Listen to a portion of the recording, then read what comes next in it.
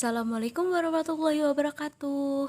Hai kawan-kawan, perkenalkan nama saya Umi Maufira Izani Maulania. Saya dari Prodi Manajemen Pendidikan Islam, Fakultas Tarbiyah IAIN Kediri. Di sini saya akan menjelaskan apa sih ilmu psikologi itu dan bagaimana hubungan ilmu psikologi dengan perkembangan peserta didik. Untuk mengetahui lebih lanjut, stay tune in my channel. Ilmu psikologi merupakan ilmu yang membahas tentang perilaku dan mental seseorang yang dapat diamati secara langsung. Di dalamnya membahas pengalaman manusia yang menekankan pada harapan, kebahagiaan, rasa syukur, dan membahas sesuatu yang berkaitan dengan kesehatan psikis dan karakter seseorang. Maka dari itu, secara tidak langsung, ilmu psikologi ini sangat dibutuhkan oleh manusia. Tokoh sejarah awal munculnya ilmu psikologi ini ada dua. Yang pertama, William Wood dengan pendekatan strukturalisme atau pendekatan yang berfokus pada struktur pikir manusia. Yang kedua ada William James dengan pendekatan fungsionalisme atau pendekatan yang berfokus pada intelek manusia dengan dunia luar atau lingkungannya. Nah, sekarang kita akan memasuki tahap perkembangan individu. Tahap yang pertama yaitu perkembangan masa kanak-kanak awal. Di sini dimulai dengan masa pranatal, yaitu sejak masa bertumbuhnya janin hingga kelahiran. Kemudian masa infansi dimulai sejak masa kelahiran hingga masa anak belajar berjalan. Dan yang terakhir masa kanak-kanak, dimulai sejak masa anak berjalan hingga remaja. Pada tahap ini pula terjadi perkembangan fisik dan kognitif pada anak. Yang pertama, perubahan fisik. Perubahan fisik yang menonjol pada masa ini adalah pertumbuhan tinggi dan berat badan, serta perubahan otak dan sistem saraf yang mana terus berkembang sejalan dengan bertambahnya usia seseorang. Yang kedua, perubahan kognitif. Tahap ini merupakan tahap perkembangan Piaget yang kedua, di mana anak-anak mulai mewakili dunia dengan kata-kata, foto, dan gambar. Pada saat yang sama, aspek kognitif didominasi oleh egosentrisme dan kepercayaan magis. Yang ketiga, perkembangan bahasa. Pada masa prasekolah, sebagian besar anak secara bertahap menjadi lebih sensitif terhadap suara dalam bentuk kata-kata yang diucapkan orang lain dan menjadi semakin mampu untuk berbicara dengan orang lain dengan cara yang sama. Yang keempat, pendidikan masa kanak-kanak awal. Pendidikan awal anak dimulai dari TK, di mana menekankan pendidikan secara keseluruhan dan menaruh perhatian khusus pada perkembangan fisik, kognitif, dan sosial emosi anak. Perkembangan sosial emosional masa kanak-kanak awal pada masa ini memasuki tahap inisiatif Visquid, di mana anak mulai memiliki keyakinan bahwa mereka memiliki hak, yang nantinya mereka akan mulai menemukan orang yang diharapkan. Masa ini anak mulai menunjukkan keterampilan persepsi, motorik, kognitif, dan bahasa mereka untuk mewujudkan sesuatu. Perkembangan moral masa kanak-kanak awal. Perkembangan moral mencakup 3 hal, yakni moral feeling, moral reasoning, dan moral behavior. Tak hanya itu, di setiap perkembangan individu itu peran keluarga, teman, sekolah, dan lingkungan sangatlah penting. Selanjutnya, tahap perkembangan individu yang kedua, yaitu perkembangan masa kanak-kanak tengah dan akhir. Di sini perubahan fisiknya yaitu pertumbuhan anak yang rata-rata 7,6 cm dan berat sekitar 1,8 hingga 3,2 kg per tahun. Perkembangan otak sendiri terkait perkembangan prefrontal cortex yang terkait dengan fungsi pemusatan perhatian, penalaran, dan kontrol kognitif. Perkembangan kognitifnya sendiri memasuki tahap operasional konkret, di mana anak dapat melakukan operasional konkret dan dapat bernalar secara logis. Pada perkembangan bahasanya, kosakata anak meningkat, kesadaran metalinguistik meningkat, anak mampu mencerna kata dan kalimat kompleks, mampu memahami teks tertulis dan menggunakan bahasa dalam budaya yang sesuai. Perkembangan sosial emosinya, anak mulai dapat menggambarkan psikologis dan aspek sosial mereka, serta mulai mengenal perbandingan sosial. Perkembangan moral. Pada tahap ini, anak memiliki moral heteronom, di mana anak mentaati peraturan tanpa melihat nilai atau maknanya.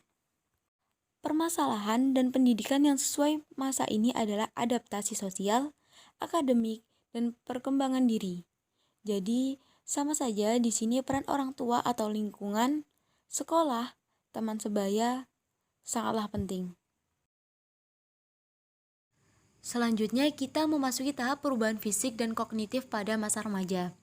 Perubahan fisik pada remaja terkait dengan 3 hal, yakni pubertas, perkembangan otak, dan seksualitas. Perkembangan kognitif remaja sendiri berada pada tahap operasional formal, di mana remaja dapat berpikir secara abstrak, idealis, dan logis. Sedangkan pada tahap perkembangan sosial emosionalnya, remaja berupaya untuk memahami diri dan menemukan identitas mereka. Sehingga di sini peran keluarga, sekolah, dan teman sebaya sangatlah penting. Masalah yang biasanya dihadapi oleh remaja adalah kenakalan remaja, depresi, masalah sekolah, dan bunuh diri.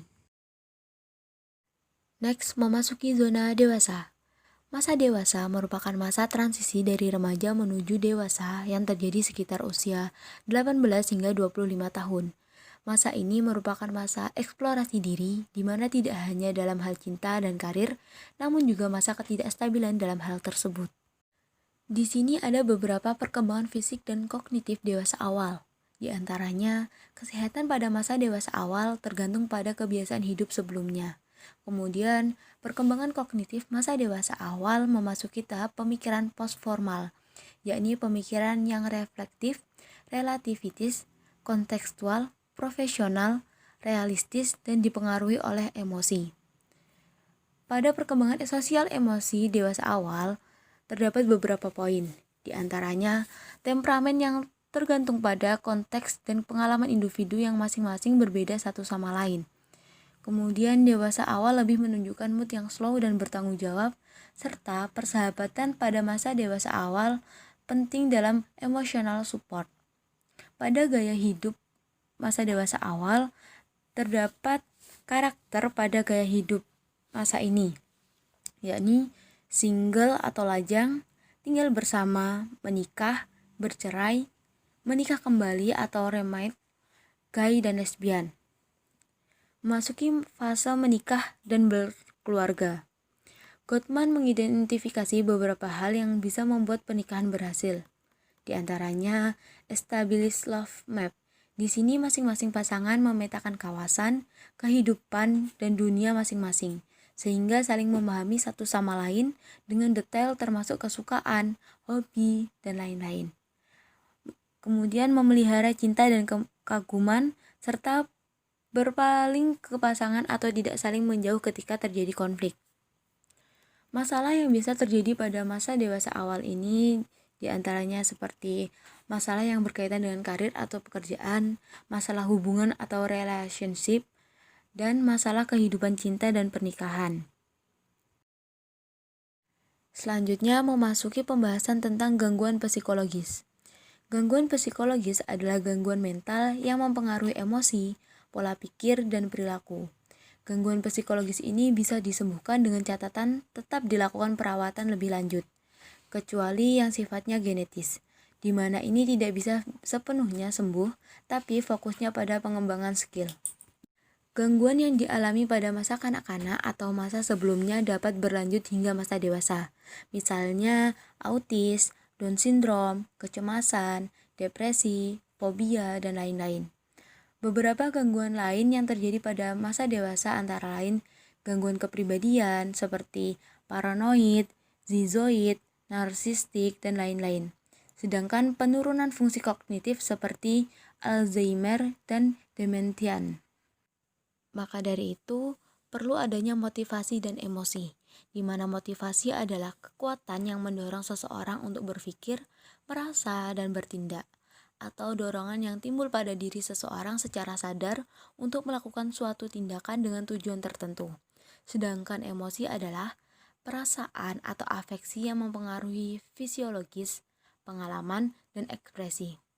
Emosi sendiri bersifat kompleks, melibatkan tubuh, pikiran, dan wajah. Sekian dari saya, semoga pembahasan tadi bermanfaat, dan mohon maaf apabila ada kekeliruan. See you next time.